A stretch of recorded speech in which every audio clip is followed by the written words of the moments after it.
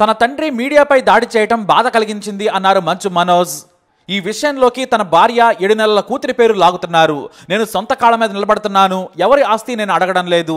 సాయంత్రం 5 గంటలకు press meet పెట్టి అన్ని వివరాలు చెబుతానన్నారు మంచు మనోజ్. ప్రేమించి అమ్మాయి కోసం పోరాటం చేసే క్రమంలో తన తండ్రికి తనకు మధ్య విభేదాలు సృష్టించారని తీవ్ర ఆరోపణలు చేశారు. మీడియాపై తన తండ్రి చేసిన దాడికి క్షమాపణలు చెప్పారు మంచు మనోజ్. తనకు అండగా నిలబడిన వాళ్లకు ఇలా జరగడం ఊహించలేదన్నారు. ఇప్పుడు కనిపిస్తున్న వ్యక్తి తన తండ్రి కాదని చెప్పారు. అంటే మోహన్ బాబుని తన తండ్రి కాదన్నారు మంచు మనోజ్.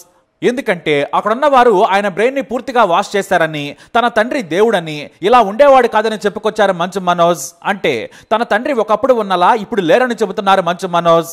మోహన్ బాబు చేసిన దాడిపై ఆగ్రహం వ్యక్తం చేసిన జర్నలిస్టు సంఘాలు జల్పల్లిలోని ఆయన నివాసం వద్ద ధర్నా చేశారు. దీనికి మంచు మనోజ్ సంఘీభావం ప్రకటించారు. వారితో కలిసి ఆందోళన చేశారు. ఆ తర్వాత మీడియాతో మాట్లాడుతూ ఆయన కుటుంబంలో జరుగుతున్న పరిణామాలపై బోరున విలపించారు. ఇలాంటివి జరుగుతాయని ఎప్పుడు ఊహించలేదన్నారు మంచు మనోజ్. ఎన్ని విధాలుగా ప్రయత్నించినా కూడా అవి సామరస్యంగా పరిష్కారం కాలేదన్నారు. మీడియాపై దాడి చేయడం చాలా బాధ కలిగించిందన్నారు.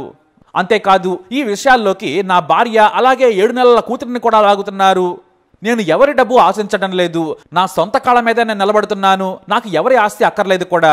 ఈ విషయాలన్నిటిపై నేను ప్రెస్ మీట్ కూడా పెడతానన్నారు. ఇలాంటి రోజు వస్తుందని నేను ఎప్పుడూ ఊహించలేదన్నారు మంచు మనోజ్.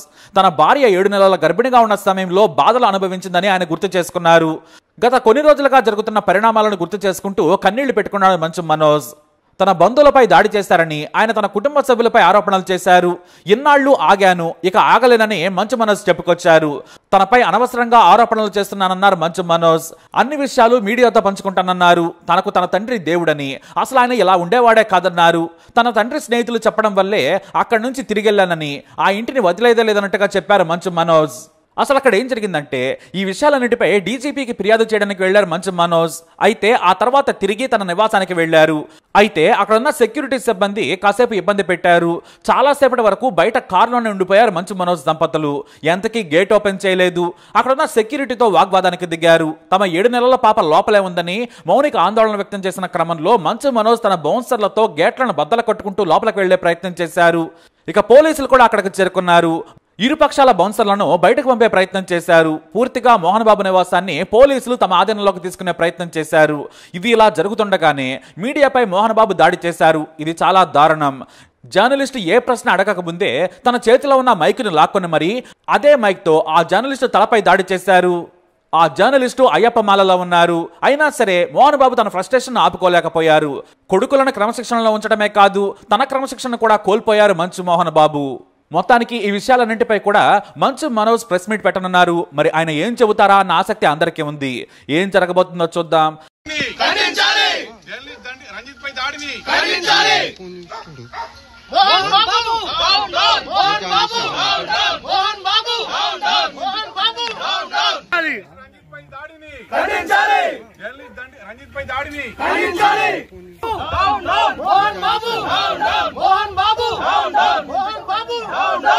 మోహన్ బాబును వెంటనే అరెస్ట్ చేయాలి. మోహన్ బాబును వెంటనే అరెస్ట్ చేయాలి. మోహన్ బాబును వెంటనే అరెస్ట్ చేయాలి.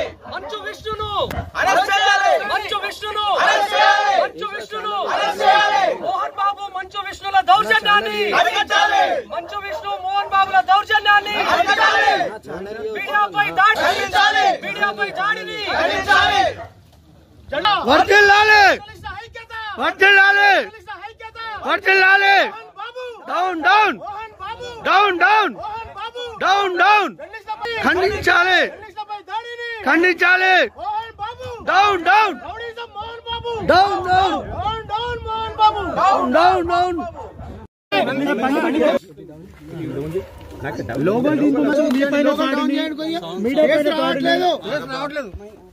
సార్ది ఫేస్ కనబడట్లేదండి. చెప్పండి.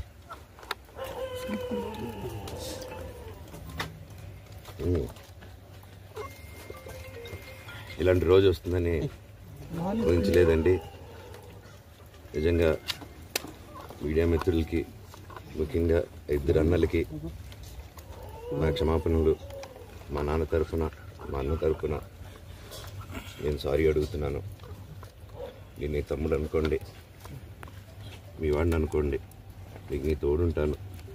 మీకు ఏదున్నా నాకు ఫోన్ చేసేదండి. నేను ఎప్పుడు ఒక్క కాల్ దూరంలోనే ఉంటాను. I will always be there to support you and your family. And I'm sorry, నా కోసం సపోర్ట్ చేసేదానికి వచ్చి మీకు ఇలా జరగడం నాకు చాలా బాధగా ఉంది. నా భార్య పేరు లాగుతున్నారు, 7 నెలల కూతురు పేరు లాగుతున్నారు. నేనేం అడగలేదు, సొంత కాళ్ళ మీద పనిచేస్తున్నాను.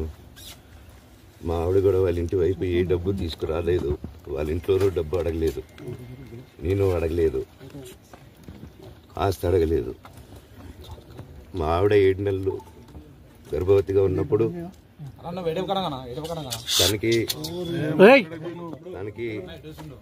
7 నెలలు ఉన్నప్పుడు మా అంకుల్ వాళ్ళు ప్రతి ఒక్కరూ 7 నెలలు కాదు 7 నెలలు తను ప్రెగ్నెంట్గా ఉన్నప్పుడు మా అంకుల్ విజయవాడలో ఉంటారు.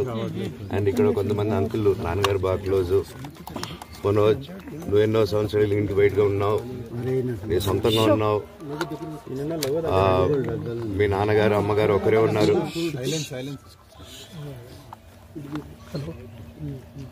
మీ నాన్నగారు అమ్మగారు ఒకరే ఉన్నారు. మీ అన్నయ్య ఏమో దుబాయ్కి షిఫ్ట్ అయిపోయాడు ఫ్యామిలీతో. ఇలాగ ప్రెస్ మీట్ పెట్టాల్సిన వస్తుంది, ఇలా మాట్లాడాల్సి వస్తుంది. ఇలాంటి సిచ్యువేషన్ నా ఫ్యామిలీకి వస్తుందని ఎప్పుడు ఊహించలేదు. See, to all the media, to all the respected media people also, ఒక 3 తరాలుగా మీరందరూ నాన్నగారు అంటే ఏంటో తెలుసు మీకు. ప్రాబబ్లీ మీరందరూ 3rd జనరేషన్.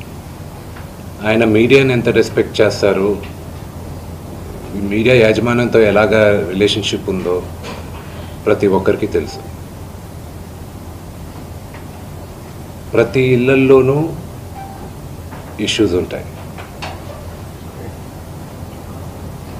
ఇష్యూస్ రిజాల్వ్ అవుతాయని ఇంట్లో పెద్దలందరూ కోరుకుంటారు. ఎవరో ఒకరు తగ్గుతారు, ఎవరో ఒకరు they will see the sense అనేది వి ఆల్ హోప్. బట్ ఈరోజు ఈ సిచ్యువేషన్ మాట్లాడడానికి కూడా I don't know, it's very emotional for me. ఎక్కువ మాట్లాడితే I break down. It's very very painful for all of us. మా నాన్న ఏమైనా తప్పు చేస్తుంటే ఆయన చేసింది ఒకే ఒక తప్పు, మమ్మల్ని అందరినీ విపరీతంగా ప్రేమించడం.